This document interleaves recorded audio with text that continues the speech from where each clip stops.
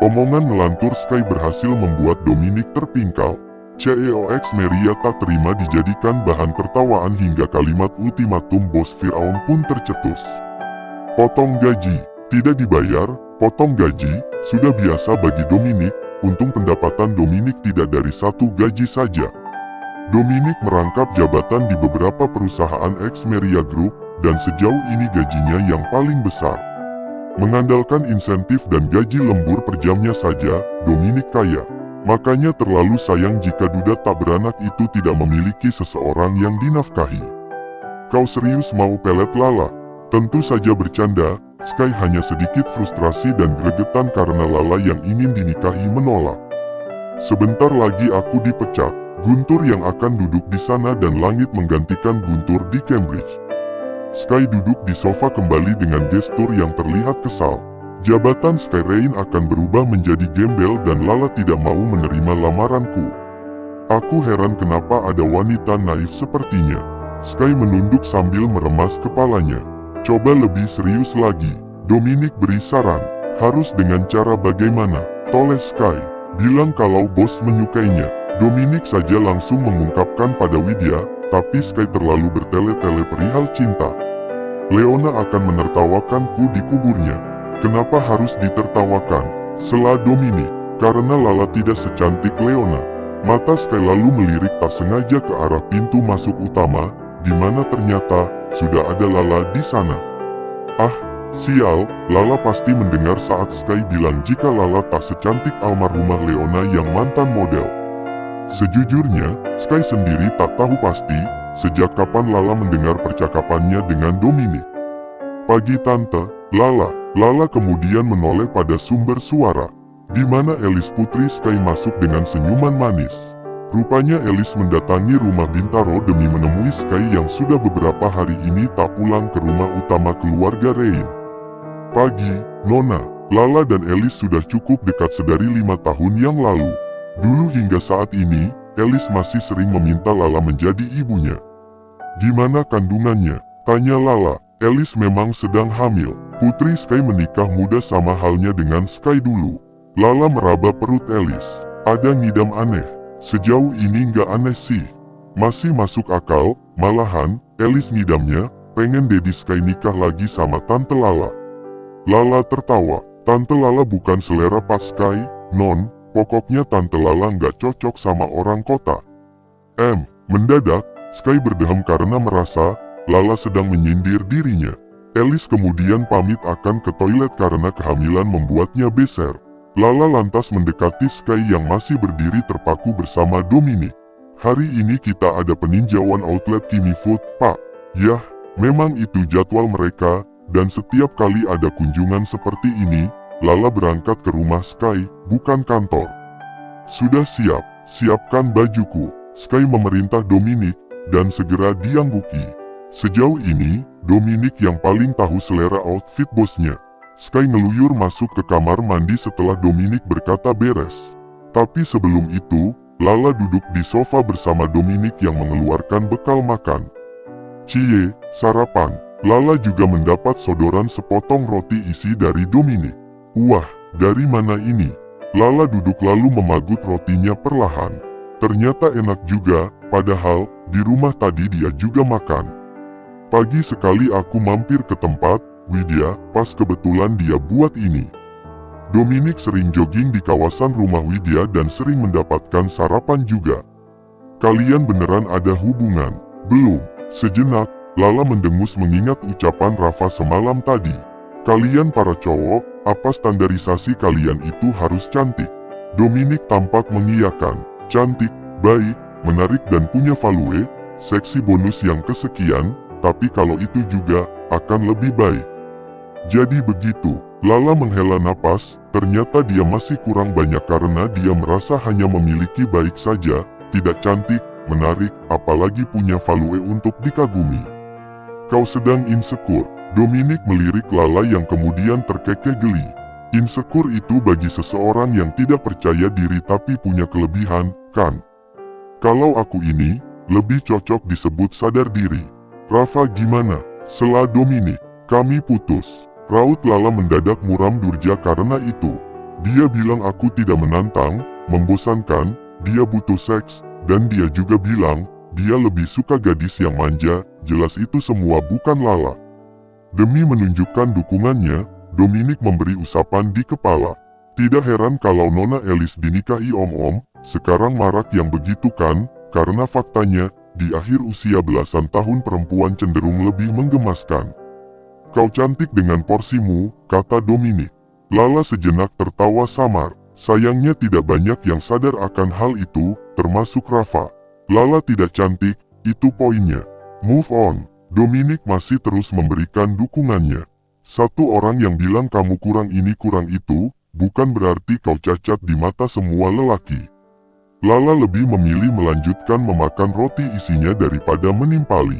Nyatanya, Bos Sky menganggapnya tak layak untuk dicintai sampai memiliki pendapat jika orang yang meninggal akan menertawakan lelaki itu di dalam kuburnya. Mereka menyelesaikan pagi itu dengan diakhiri pamit pada Nona Alice. Dan sesuai agenda, mereka bermobil menuju outlet Kimi Food di Jakarta Barat. Di perjalanan, Sky hanya diam karena hari ini Lala tampak sendu. Sepertinya Lala patah hati oleh ucapannya pagi ini. Sampai tiba di restoran yang dituju, Lala hanya bicara saat ditanya. Sky jadi semakin yakin jika lamarannya akan ditolak lagi. Buset, cantik banget. Sky mengerling tajam ke arah seseorang. Di mana segerombolan pemuda bermotor gede menyeletuk sambil memandangi Lala yang kebetulan baru keluar dari mobilnya. Tante-tante culik aku. Godaan yang membuat Dominic tergelak karena dampak dari itu bukan Lala yang tersipu-sipu, melainkan Bos Sky yang kian mengepalkan tangannya. Sabar, Bos. Koki di dalam masih banyak yang berondong. Dominic bukan menenangkan tapi mengompori. Suasana dapur restoran didominasi warna silver stainless steel. Di saat semua orang fokus pada tinggi bidang Sky Rain yang baru pernah memasuki restoran ini, lelaki itu justru menfokuskan perhatiannya pada Lala yang menjadi pusat atensi para koki muda. Kecuali hari ini, Sky tak pernah melakukan kunjungan ke Kimi Food bersama Lala, yah, ini yang pertama kalinya. Sebab, restoran ini sempat dikelola oleh Galang sang sepupu yaitu putra pertama dari Chika Rain. Chika Rain sendiri, satu-satunya adik ayah Sky, yaitu Papi Rega Rain. Dan sekarang, Galang sudah mengambil alih kepemimpinan Sandi di perusahaan tekstil Cavaliers. Itulah kenapa akhirnya, perusahaan Xmeria diborong semua oleh Sky. Dan demi mengelola grup yang melingkupi banyak sekali perusahaan ini, Rega sang papi sedang menuntut agar Sky memiliki keturunan lebih banyak lagi. Lala satu-satunya kandidat yang memenuhi syarat dijadikan istri, tapi untuk membuat Lala mau menikah dengannya masih cukup sulit karena dirinya masih memproklamirkan kesetiaannya terhadap almarhumah Leona. Ini menu baru yang ku buat sendiri, Tante. Wah, sedari tadi Lala terperangah dengan aksi koki muda itu. Marco, koki tampan yang sedang naik daun di sini. Bahkan, kepiawaiannya, diakui tim auditor Kimi Food. Menu penemuanku ini jadi bestseller akhir-akhir ini, dan kali ini Marco buat khusus dengan cinta untuk Tante Sekretaris. Sky seharusnya bangga karena Marco ikut berkontribusi terhadap kemajuan restoran akhir-akhir ini. Tapi, Sky sudah kadung jengkel karena sedari tadi pemuda 21 tahun itu terus menggoda Lala bahkan membuat Lala terkesima dengan aksi memasaknya. Memang cukup enak, Lala sudah mencicipi, dan beberapa auditor yang diminta khusus mengaudit juga setuju dengan cita rasa yang Marco suguhkan. Plating juga keren, puji auditor pria itu. Terima kasih, Chief. Marco bangga pada dirinya, akhirnya karyanya akan dicoba langsung oleh bos besarnya dari pusat. Sebelum itu, Marco harus membuat auditor dan yang lainnya menvalidasi jika menu tersebut layak dicicipi Sky Rain.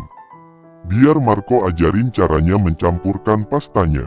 Lala tersentak ketika Marco menawarkan suapan pada Lala.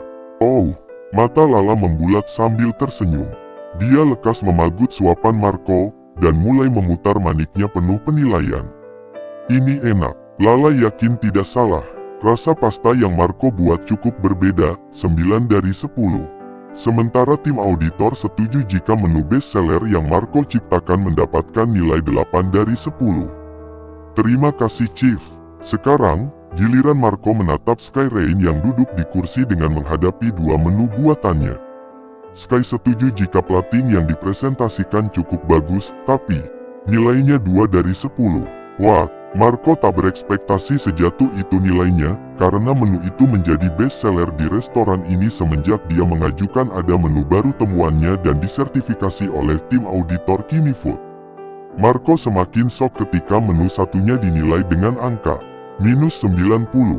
Pecat dia, titah Sky. Marco tak bisa bicara, selain melongo menatap bangkitnya Sky yang langsung pergi dari dapur luxury fine dining ini. Pak, Marco ingin menyusul tapi Dominic mencegahnya. Tenang, bos kita senang sekali bercanda, katanya. Dominic yakin, Sky hanya cemburu. Bukan benar-benar menilai seburuk itu karena dia juga sempat mencicipinya sendiri jika menu Marco layak diapresiasi. Kau tetap bekerja bahkan naik gaji. Sontak, Lala, Marco dan tim auditor tersenyum lega. Wah, terima kasih, Om. Tingkatkan kreativitasmu, boy. Dominic menepuk punggung pemuda itu. Kemudian menatap Lala yang dia ajak keluar. Baik, Marco. Lala melambaikan tangan sambil mengikuti langkah kaki Dominic, diikuti oleh tim auditor lainnya. Baik, Tante. Baik semua. Marco berteriak histeris karena bangganya. Yah, mungkin bos besarnya suka bicara kebalikannya, enak dibilang tidak, tidak dibilang enak. Kenapa orang kaya aneh dan munafik? Tiba di mobil Sky meraih botol minum miliknya, dia mencoba meredam emosi yang entahlah, dia tak suka cara Lala menatap kagum saat Marco memasak bak akrobatik. Terakhir yang membuat Sky panas, ketika Lala masuk ke mobil sambil tersenyum pada satu orang barista yang masih muda. Sama halnya dia yang dikejar Sugar Baby, rupanya Lala pun dikejar Sugar Boy. Jam makan siang berlalu, pukul 5 sore Lala masih di kantor. Akhir-akhir ini Lala tak bersemangat sebab gajinya dipotong 50% karena kecerobohannya meminjamkan kalung pemberian bos Sky pada Rafa. Gaji Lala juga tidak kecil, Lala sama halnya Dominic yang mana upah lembur di luar 8 jam kerja dihitung per jam. Itulah yang membuat Lala betah bekerja dengan bos diktator. Namun, Lala tetap tidak bisa berfoya-foya oleh sebab sakit ibunya.